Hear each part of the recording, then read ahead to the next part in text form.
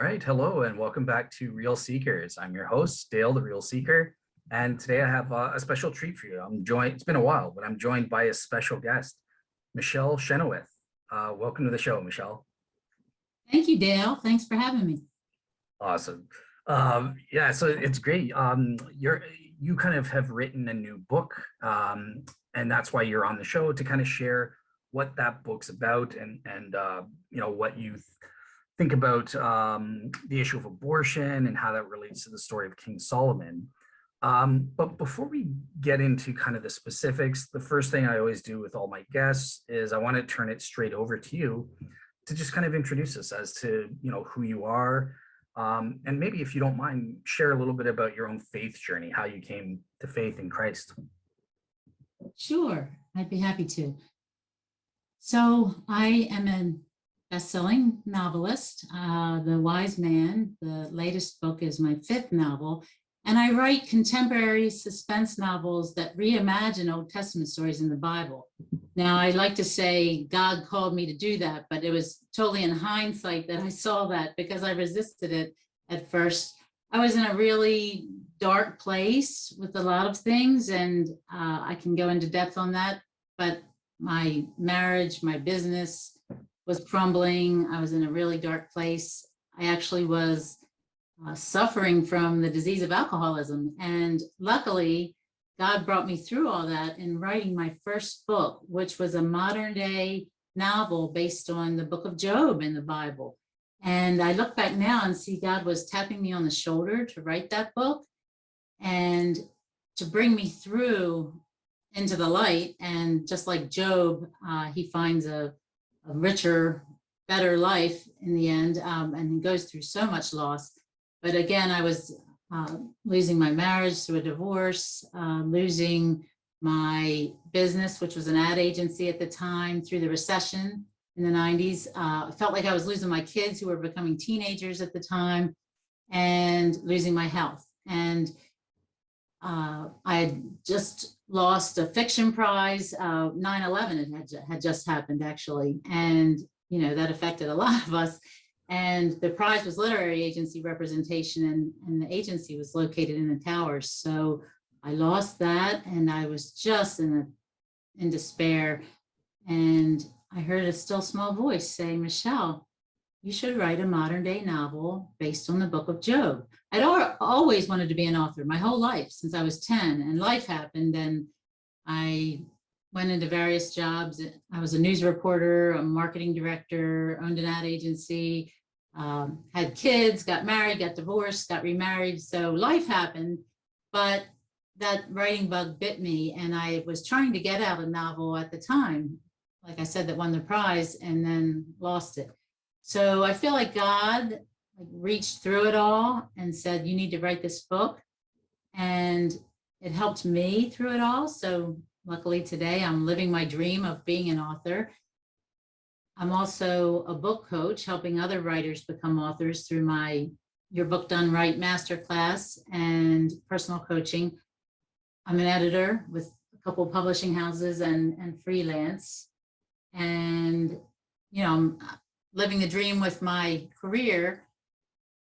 I also got remarried to a wonderful man, so that's great. And have a great relationship with our blended family of 5 kids, and also have been in recovery for 18 years. I celebrated my 18th anniversary in sobriety in April. So God's been good and brought me through a lot. And I was then called to write the next one and the next one. So leading up to my 5th novel, and I love what I do, and God is good. Awesome, and here you are. Awesome. So, yeah, thank you so much for sharing that and kind of getting a sense of where you're coming from and that sort of thing. Okay, so you mentioned that you are an author, right? And obviously you feel chosen by God to write various fictional books that are related to biblical lessons and contemporize it, make it accessible for audiences today. So I just kind of wanted to ask you about this approach to ministry in general. Do you maybe want to tell us about any more about some of the challenges you faced and, in terms of your family, business, and health and that sort of thing? And a little bit more detail about how you got started on this particular path of reimagining Bible stories? Sure. So that's how I got started as far as God tapping me on the shoulder to write that first one. But I still resisted because at the time I had turned away from God and church and all of it because I was like facing those demons, let's just say, of you know, alcoholism, of divorce. It was all divorce is messy usually, and that was tough. I had 3 kids at the time, and they were preteens, and that was a real struggle. And I was doing marketing, but my business was floundering. I was just in this really bad place. So in writing that book, though, I delved into the book of Job. And Job's a guy that, if you're not familiar, has everything and then loses it all one by one. His wife says, curse God and die. And just, he's losing his health in the end and just says, kill me already, God, I'm done. And, but he does hold on to a shred of faith and enough to stay open to getting the answer that, God doesn't always reveal his plan all at once, right? It's a lifelong journey of trying to do his will. And, I saw that in researching that story in particular. I fought it for a while. It took me 8 years to write that book. And I fought it tooth and nail because I was like, just wanted to be a best-selling author at the time. And I thought, how is this book based on a Bible story going to make me rich and famous? That's where my head was at the time.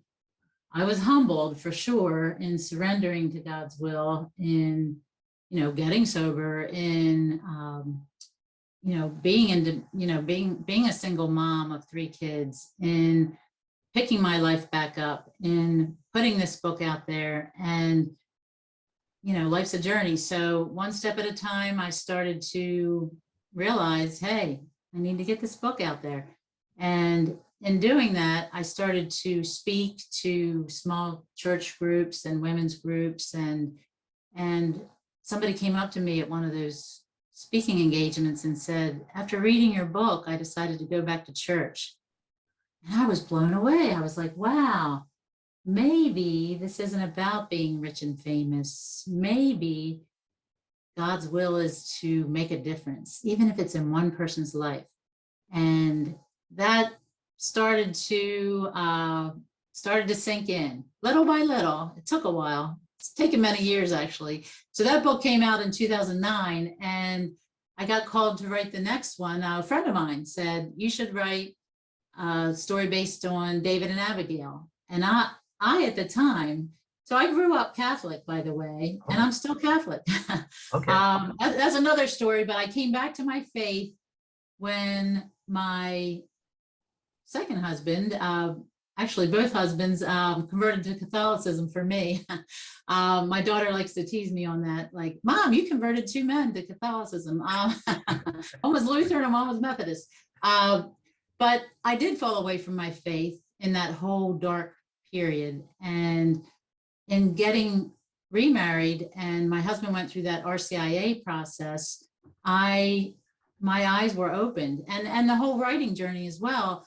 And reading the Bible from beginning to end and realizing it's like a continuous story, ever developing story. So what I was trying to do, what I was called to do, was reimagine it these stories in a modern day way, so that people, readers, can relate to what God's trying to tell us, not just to the story, but to the message he's getting across. And each story in the Bible has a message, and the Bible's just so full of, chock full of stories that we can relate to today. I mean, people go through everything. They go through adultery and divorce and mental health issues and domestic violence and all of it. So my friend suggested Abigail. I said, who's Abigail? He said, look her up. still resisting this call, and I did, and I said, okay, I can relate, because Abigail was originally married to a not so nice guy, narcissist, and he clashed with King David, and she gets caught up in the middle. So I made it about again, their modern day political presidential election, and the two men are vying for president of the United States, and the campaigns get ugly, and she gets swept up in the middle, and actually saves David from stooping to her husband's level, and takes a risks her life, actually. And I could relate to a lot of the themes in that, the whole trouble in your marriage.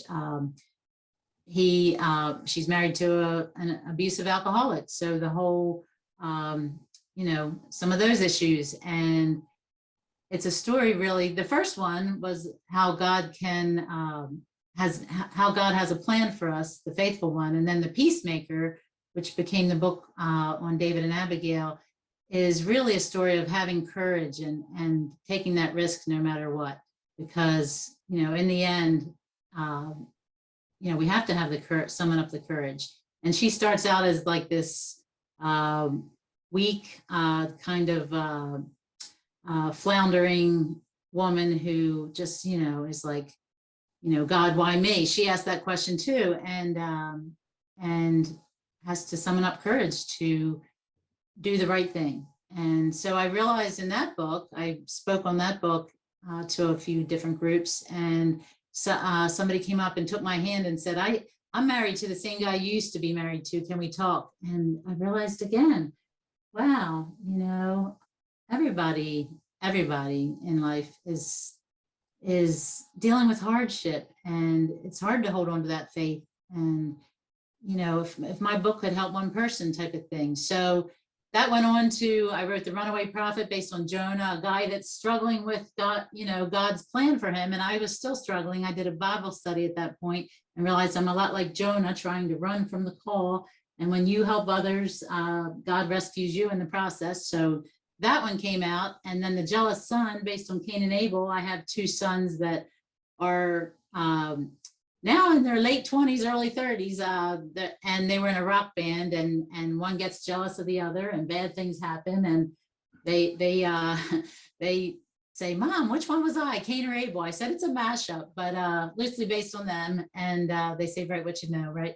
And from Eve's perspective, and that deals with some modern day topics. And then my latest, The Wise Man, based on Solomon, and that's about how I grew up entitled, like very privileged. I want to say entitled. I grew up in Catholic schools. I went to the University of Notre Dame. I, had life on a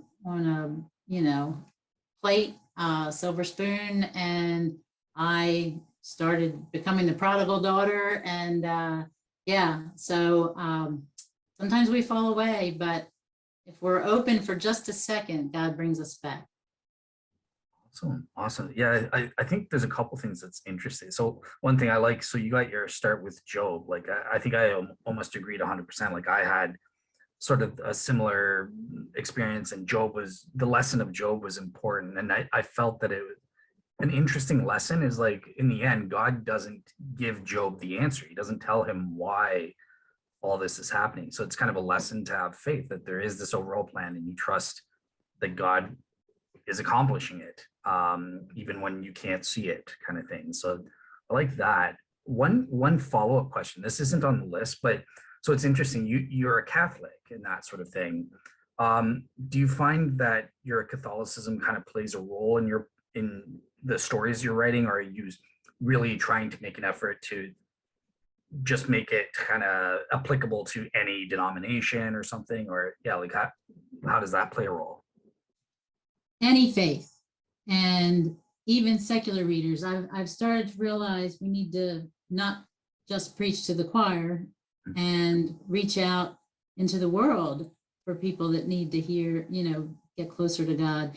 And I stick to the Old Testament stories because, first of all, they're harder to comprehend in some cases. The Gospels, the New Testament, actually is, I feel like, well, Jesus talked in parables, and they're pretty, the stories are pretty easy to comprehend. Sometimes it's like we have to interpret the message, but for the most part, the New Testament is pretty straightforward, written in a more modern day.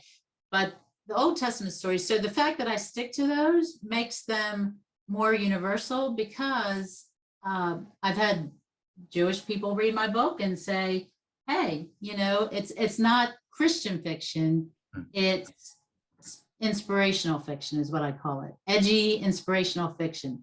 Now, yes, it does appeal to Christian readers, but it's not just Christian, because the Old Testament was in the Torah, in the Quran, and so Muslims, Jews, everybody, any faith can read it. And also, they're very edgy. So modern day, full disclosure, I steer clear of, coarse language or gory violence or graphic sex, but the Bible has sex in it.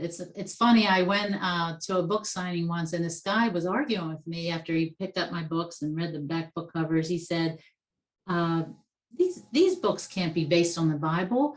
They have sex in them. And I said, what Bible are you reading, buddy? Because the Bible covers it all, right?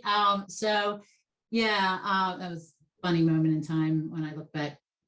So I feel like I'm very open to all faiths, and at each novel I try to find someone in the clergy or somebody that's a theologian or a biblical scholar to authenticate the story, because I really try to stay true to the plot, even though I have to fill in some gaps. I mean, I just wrote a 400-page novel on Solomon, and Solomon does span several pages and several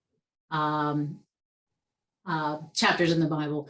But Jonah, for example, I wrote a 330-page novel on that, is 5 pages in the Bible, and Job is like, I think, 5 or 6. So to modernize those stories, I have to open it up in a fiction kind of way, but I do really stay true to the plot line, again, in a contemporary way. So because I'm dealing with modern characters, settings, it really has to be open. So back to the research and the authentication, I read the Anchor Bible series too. They go really in depth into each Bible story, the history, the background, and the interpretation. And so I read through that. I read the story over and over again, and then I do authenticate it. So one book I had a Methodist minister, one book I had a Catholic priest,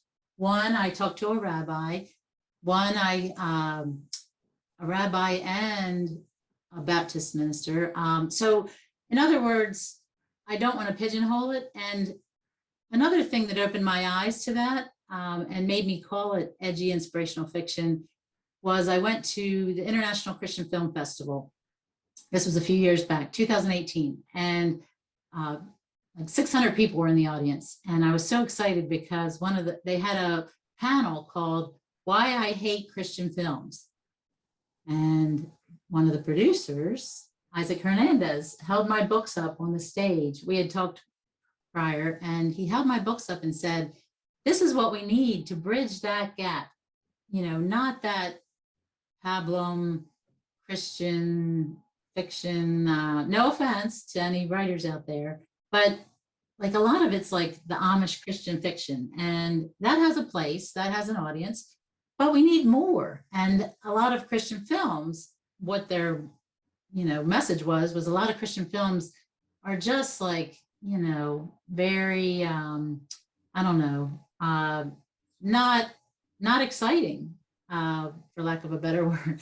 So, and not to bash them too much, I mean, there are a lot of good ones out there, but we need to push the envelope and not preach to the choir, but reach out and grab the folks out there that might pick up a book that's a good beach read, that's like my books are like a John Grisham novel or a Stephen King novel. I felt like John Grisham writing the last one, The Wise Man, and I felt like Stephen King.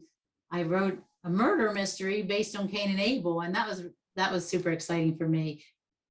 People may want to just read a good story, right? But if they can get a message from God in it, maybe it just sinks in later. Maybe it changes their life, but not in a religious, preachy way, which is what I think you're after, Dale, like to explore our faith in all the various paths that it leads us. And yes, so happy to be here. Excellent, excellent. All right, awesome. I think you've answered a lot of the next question already. But maybe just in terms of how you approach writing your books and that sort of thing, what's the process of how you choose the characters that you're going to focus on, and then how you're going to portray them in your story, kind of thing? So I usually am just, I don't know, walking through life, let's just say, and an idea hits me, and then it starts to gel. And at first I think, oh, that's a good idea, Michelle. And then I realize, oh, that's a good idea, God. But sometimes it takes me a while to see it. So I told you about the Job character behind the faithful one and Abigail behind the peacemaker. And I told you a little bit about the runaway prophet. And that hit me when I did a Bible study. And I realized I'm just like, I thought I should do some Bible studies. Here I am writing modern day Bible stories, right? And Catholics in general, you'll find don't do a lot of Bible studies, but my church was having a Bible study. I was so proud of us. And since then I've done a few, but not to say I'm not open to going to different denominations and different churches to do Bible studies. And in fact, I've thought about doing Bible studies as in tandem with my novels, to bring the Bible to light in a modern day way. That's a thought I'm processing. But anyway, did this Bible study on Jonah, and I realized he's running from this call, and so was I, still resisting, like, is this really what you want, God? Is this really what I'm called to do? Because,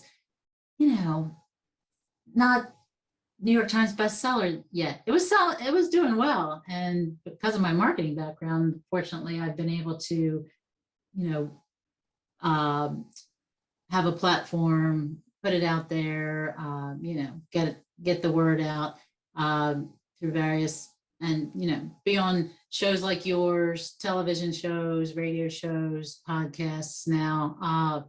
And it started to sell lots of copies, won contests. I can call myself a bestseller and an award-winning author, but still, I'm a big overachiever, big dreamer. So I was still not seeing, like, I still want to take my will back and say, but I want more, which is just how Solomon is. He wants more, more, more. And I'm skipping over the jealous son. I told you a little bit about that. And I have a sibling rivalry with my sister, by the way. That one's based on Cain and Abel. And I could see it with my sons too. And with the jealous son, pains my heart sometimes as a mom to see that you just want all your kids to get along. So we have this blended family of 5 kids. And, that thought came to me. Wow. And I sometimes compare myself and one of my character defects and want more and want to be like that author. And why aren't I selling books like Stephen King yet? So that was the thought behind that. And then I realized with my new novel, The Wise Man and Solomon, I still always want more. And I was over in Australia. This is how the thought came to me for that book. Over in Australia, and I met a man who is a multimillionaire, probably a billionaire. So we were over there, my husband and I, to visit my stepdaughter, who was an au pair for this extremely wealthy family. and wonderful family, but they are atheists slash agnostics, mostly atheists. And they had this huge 100-acre compound in Sydney, and very nice people. They owned an empire. It was like Lifestyles of the Rich and Famous. They have a mansion where it has a helicopter on the roof that lands on the roof to take them where they want to go, and like 24 golf carts to go across their plantation. They have a beautiful swimming pool with landscaped palm trees and indoors. An elevator that takes them to this banquet room. This is inside the house. So beautiful. Life, like I said, Lifestyles of the Rich and Famous. My mouth hung open as I toured the house. And That's doing, by the way. they own limos and Cessna jets, and yet it seems like they're very busy, overwhelmed. And I know I get like that too, and I want more and more and more. And, I just took him as my character, but I looked inside myself too and realized, sometimes I get very frustrated with God. Like, why aren't I at this next level? And so that's how that book shaped up. Going back to the jealous son and my kids, I was hiking through the Grand Canyon with my husband when that thought came, and I said, "Oh, my kids have I never always wanted to take my kids to the Grand Canyon, and never took the opportunity, never did it." And my husband said, "Are you kidding me? One of your one son would have pushed the other son over the edge." I'm not sure which one would have pushed whom, but the book starts out with like them hiking through, they're 20-somethings hiking through the Grand Canyon, and one is not happy with the other and gets the thought, maybe, I could get rid of him and nobody would be the wiser. So it's like funny how God like puts these ideas in my head, and then they start to germinate and grow into books. Say one thing you kind of hinted at in what you were saying there in your last response. You mentioned your kind of experience is helpful at being in television and newspaper, and that a newspaper reporter and that sort of thing. So I just want to kind of ask you in terms of the last part on like your process, how you go about this and stuff. In the first place, what kind of role does that play in helping your background play in helping you do this ministry? But also, like, just as a twist, what's your advice to others that maybe want to get into this but don't have the same background as you do? Is that a requirement to do what you do? Or yeah, like, I'm curious about your take on that. No, I always say God doesn't call the qualified, he qualifies the called. I love that line. And it's so true. I mean, look at Moses, who had a speech impediment, and he's called to lead the Israelites out of Egypt. I mean, he needed Aaron to help him because he had a speech impediment. I mean, what was God thinking, right? But That's a great example. It's a great example of how we don't have to be qualified. And there's many examples, right? Look at Paul and David.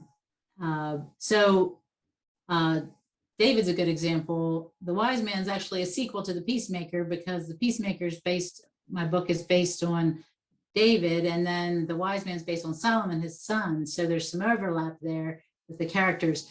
But, David, sinner to the nth degree, and yet he becomes the, king in the royal line of Jesus. So it's, we're all called. We are all called. And sometimes it takes us a while to realize what we're called to, but we're not all qualified. So to writers out there that may be thinking, I could do this, write a book, but I have no background, it's okay. That's why I teach and coach writers. I try to pay it forward and, teach them the steps. We can all learn the craft. they say we teach what we need to learn. I feel like that's so true. I, you know, definitely become a better writer through teaching others because it's constantly evolving. But you can always get better at your craft. It's a matter of practice and just staying at it and persevering, like Paul says, and just, you know, putting one step in front of the other.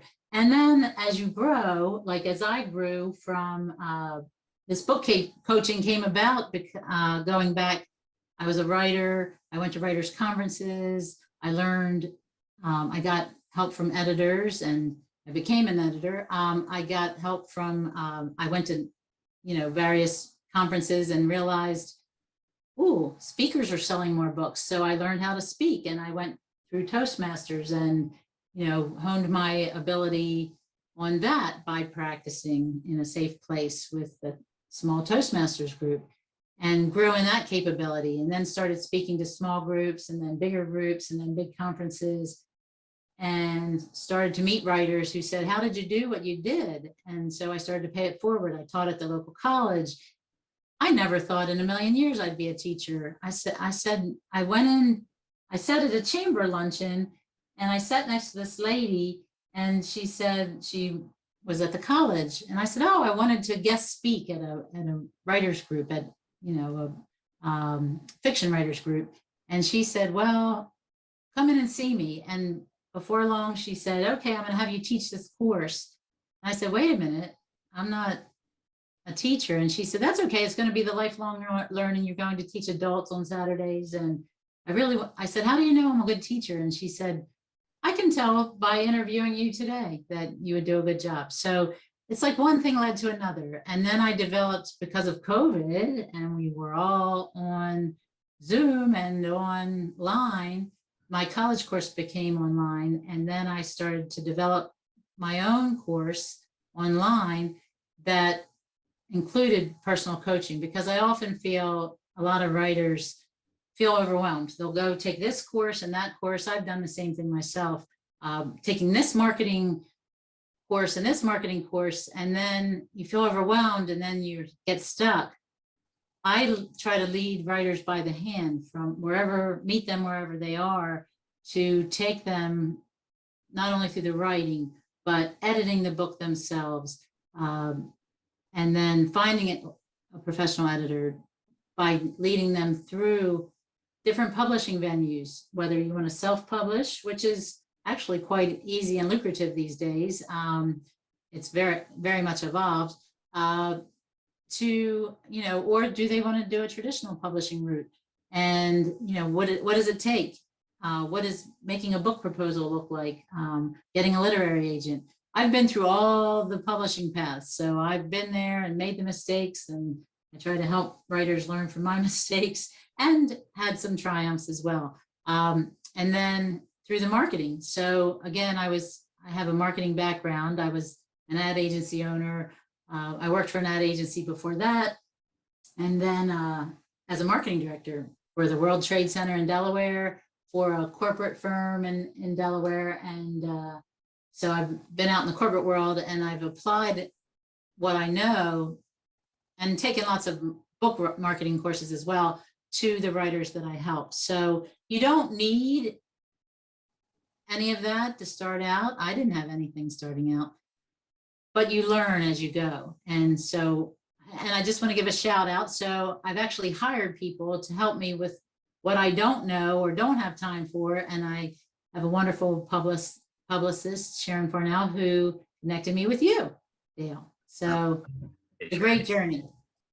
Awesome. Awesome. Yeah. Yeah. And I, kudos to Sharon. She's brought me great guests like yourself as well. So yeah, I share that, that shout out there. So, all right. Awesome. Okay. So at this point, I kind of want to change gears from the how type question to asking you about different approaches, because as I was telling Michelle kind of before we started the show, one of my interests is kind of understanding different approaches. Like obviously on Real Seekers, people know my approach. It's through like philosophical argumentation or apologetics and an evidence-based type approach to ministry. Michelle has her approach, as we've been talking about, through telling fictional stories related to Bible stories and that sort of thing. So I just wanted to kind of get your take on the general landscape of approaches. Do you think that there's merit in using different types of approaches? Should every individual be open to learning different approaches, or try to specify just an approach that works for them? Like, how do you see the different approaches in terms of sharing the gospel?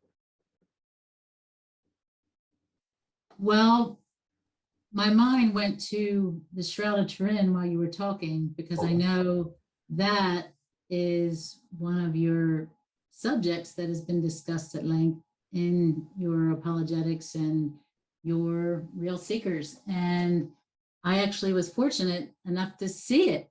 So I made this pilgrimage to, I will answer your question in a roundabout way, but I just wanted to get this out there because I was reminded of it. I went on a pilgrimage to Italy with my husband and a big group through Gus Lloyd, who also is an apologist, and he's on the Catholic channel on Sirius Radio.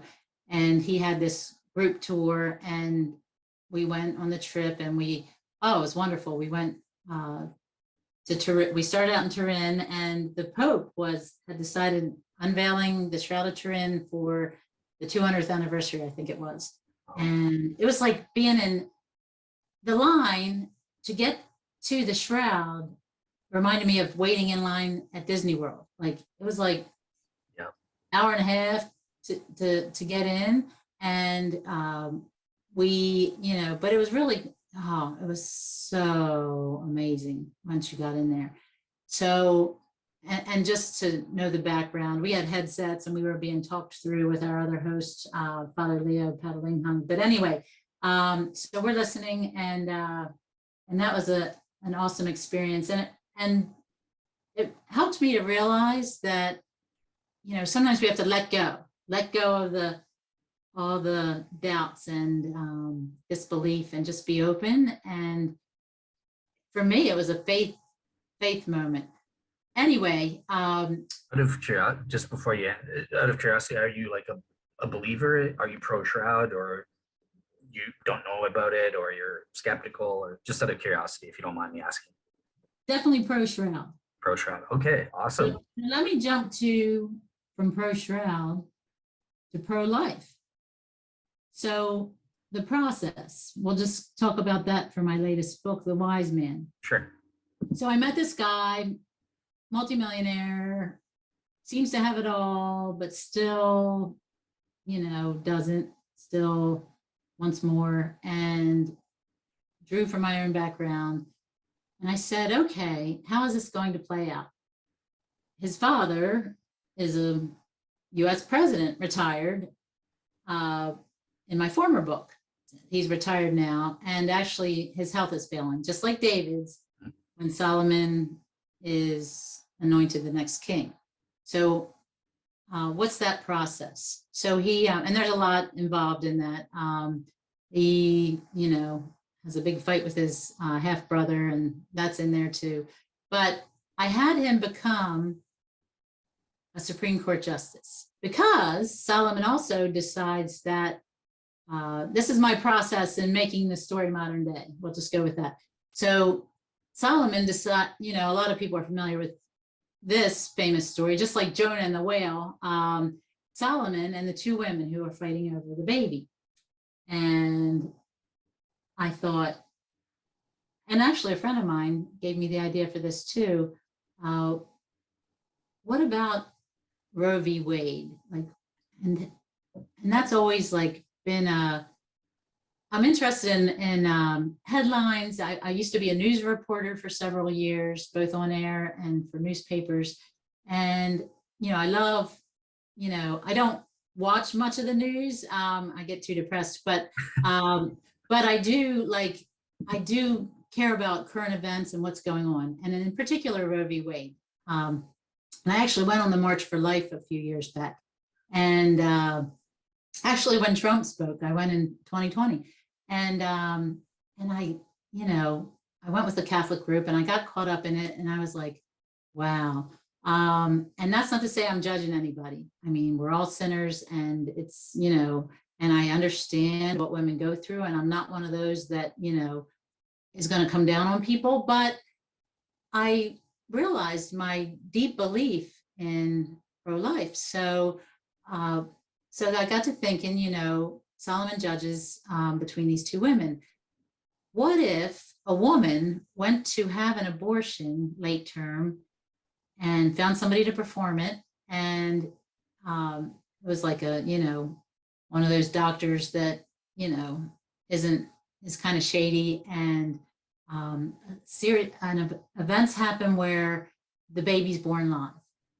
It's happened before, and the abortion doesn't go through, and that a Christian worker actually saves the baby in the it's not Planned Parenthood, but actually it's a doctor's office, but she was working with a Planned Parenthood type of facility, and then she came to work for the doctor, and she is called to, you know, she witnesses this and saves the baby, the you know, the fetus, born at 23 weeks, and she gets it to a hospital, she saves it. What if that woman, that the birth mother, wants the baby back? I mean, she gave birth to the baby. She realizes it was a mistake to you know, try to go in for the abortion, but she wants the baby back. And now the mother who saved the baby has had that baby for 2 years. Well, that case escalates to on appeal to the Supreme Court and becomes a modern day Roe v. Wade. And I thought, oh, okay, that's going to be the court case in my book. My character, Finn Mitchell, is the Solomon character. There's another case that he goes through. It involves several actually modern day news stories, and the Black Lives Matter, it gets into that in a modern day way. And here's a case, he's an attorney in that case, works his way through as a judge and then up onto the Supreme Court. And now he's the swing vote on this case, and he weighs both sides. It weighs heavy on him, and I'm not going to give too much away. Don't want to give a spoiler alert, right? Anyway, that whole thing just materialized for me. He also goes on to have a lot of wealth from his father, who was a president and very wealthy, and I'm sorry, spoiler alert, passes away. But anyway, he sets up a whole tourist island where they have a virtual reality system, gaming, and I got hooked into that virtual reality, like interest in that, and how, you know, is that good or evil? And yeah, so he wants, you know, more with that, and things just start to fall apart and implode for Solomon and for my character, Finn Mitchell. He's, you know, with his decision on the case, he's looked at as very wise by a lot of people, but he's also, you know, not liked by a lot of people. And he marries somebody he marries an atheist from China who draws him away from his faith as well. So he's like really struggling. You look at a variety of approaches and processes to digging deep and finding your faith. Solomon goes through all of that. So that's my process in writing that particular book. Wow, it was like I started it well over a year ago, and it came out May 17th, right after the leak in the Supreme Court. I was like, I don't know if this is good timing or bad timing. And people were like, are you kidding me? It's great timing. You know, it's in the headline. So there you go. Awesome. Yeah, I think I definitely see some providence behind that timing for sure. So, all right. Okay, well, I think, so you covered some of the questions. I do have one last question on my list here that I think is going to be helpful to get your take on. So So obviously you said, look, you focus on Old Testament stories and you're not shy. The Old Testament is what it is. We are Bible believing Christians, so we want to represent the Bible as it is. We're proud to do so. But atheists and skeptics will definitely take, the first thing they do is they'll go to attack the Old Testament stories. Oh, that God is violent. Oh, he's so cruel. He get unusual forms of punishments. All these, typical kind of skeptical objections to the Old Testament in particular. So I just wanted to ask you, kind of with your approach. So my approach as an apologist, obviously I've tried to address these questions and stuff like that. It hasn't been too successful, if I'm honest. I haven't persuaded too many atheists to go, actually, yeah, it's God is good. There's nothing wrong with that. I'm interested with your approach in handling these same Old Testament. Do you find there's a difference? Do you find like atheists and skeptics are more receptive? It helps them make more sense of these things? Yes. Awesome. First of all, it helps that I'm writing fiction.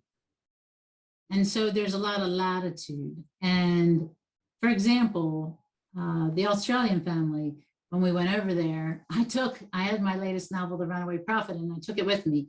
It's set in Las Vegas, and it has an ISIS element in it. Again, that was like,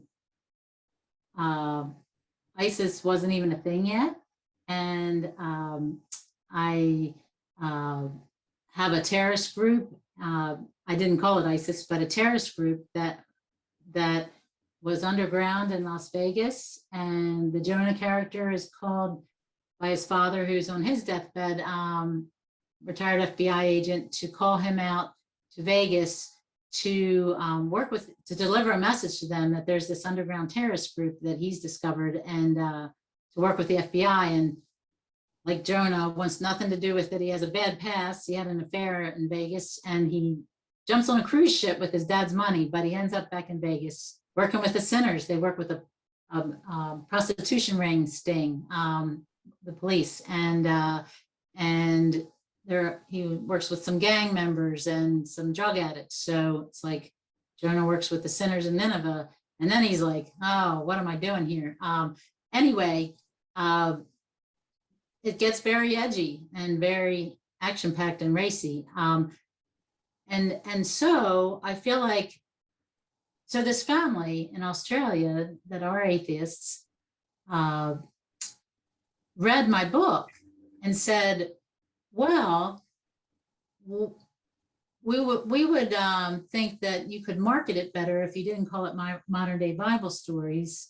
And that sunk in, because we love this story. It's very cool, Vegas and all the stuff going on there. And, it's a thriller and terrorists and, great story.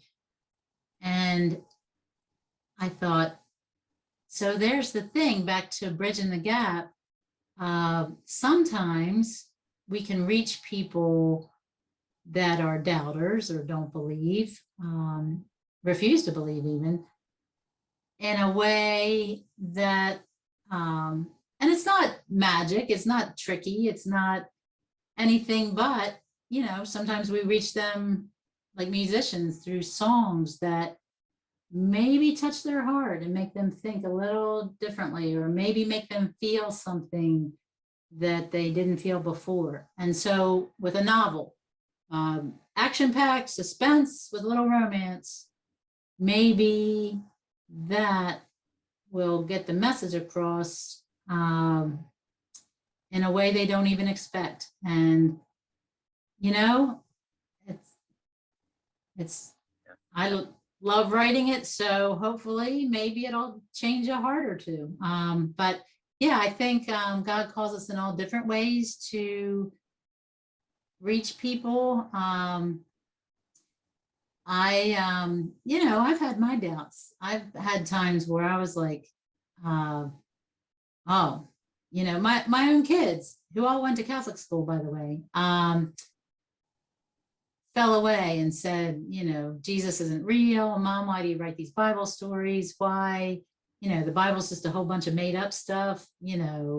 I mean, it has giants in it, right? And it's by a bunch of, it's 3,000 years old. How can we believe that? How can we relate? And yet, like, they do support me. And my daughter just showed up at my book signing the other day, and she doesn't necessarily agree with me on the whole Roe v. Wade thing. In fact, she doesn't. But that's okay, because I know foundationally she believes in a higher power. And just to circle back to recovery, 12-step programs, in the 12 steps, it says God of our understanding. And that's like italicized in the 12 steps. God as we understood him. And that's okay. We have atheists and Buddhists and Catholics and Protestants and all the rest. And as long as you can believe in something as your higher power, there's a way in for you to get sober. And just like that works, I think, Dale, that your process works too. So yeah, I think I agree with a lot of what you said, and I can see some applications and that sort of thing.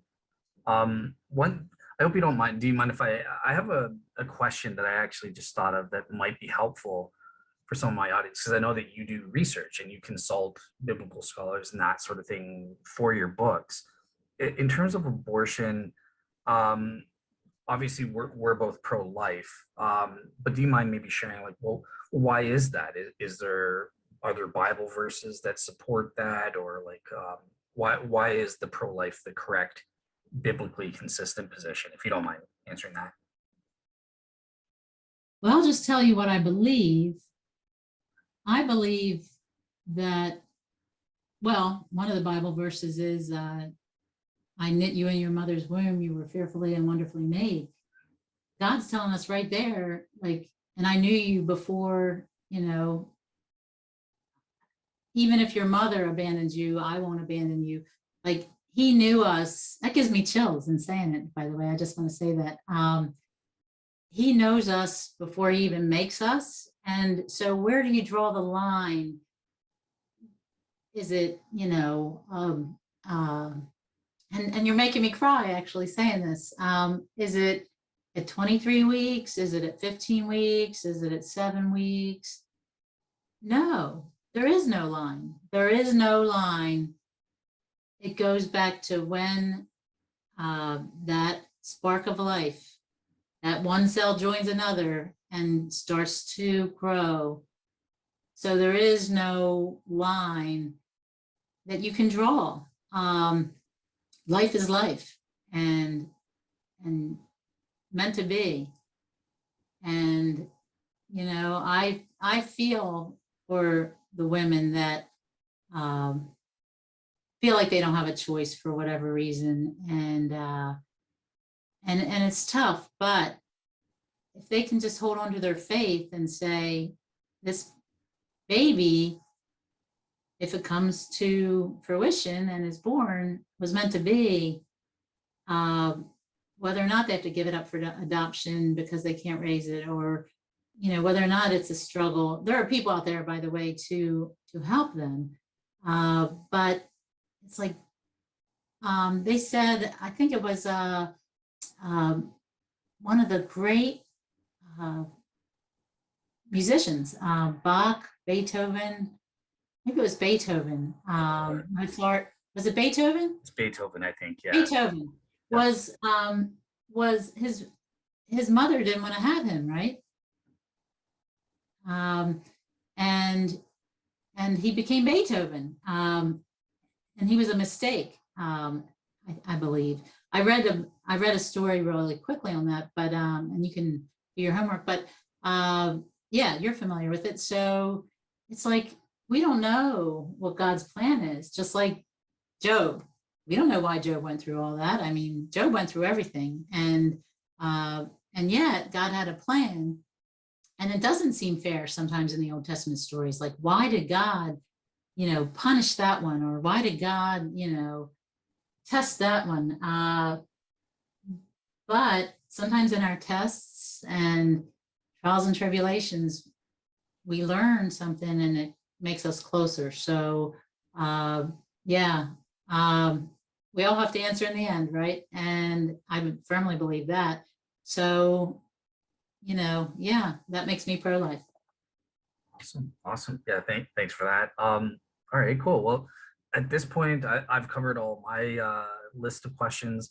But let me ask you, like, as the guest, do you think that there's any topics or questions that I didn't think of that you think are important to get out there that you should want to talk about and that sort of thing? No, I think you did a great job covering all the bases, Dale. I just would encourage people that I'm very approachable. I know you'll include all my links, but I have a website both for my books and about me and for my coaching services. And I just encourage you to visit me, michelechinoweth.com, email me, Michele with one L, at Michele Chynoweth, CHYNOWETH.com. And, stay in touch because I love hearing from not only readers and fans, but I love hearing from people that want to discuss their faith or have questions or, maybe aren't sure how to share it, but maybe want to write their own book or, whatever the case may be. I love hearing from people and discussing this and sharing our thoughts. So that's it. It's been a pleasure, and I just I could talk to you all day, Dale. So I just won't. I can't think of anything we didn't cover. Awesome. Awesome. Yeah, no, that makes me feel great. Obviously, I want my guests to feel like they covered all the bases and got their points out. So yeah, that makes me feel great. I'm glad that you had a great time. So yeah, you're welcome back anytime for any topics, any new books you want to discuss. Yeah, and that I'm glad to hear you had a great time. I hope the audience enjoyed this and check out Michele's resource, reach out to her. As she said, she's approachable. She wants, like me, she wants to engage with you guys and interact on these important topics. So yeah, with that said, I think we're approaching the 1 hour. So yeah, I'll bring us out and have a great week, everyone.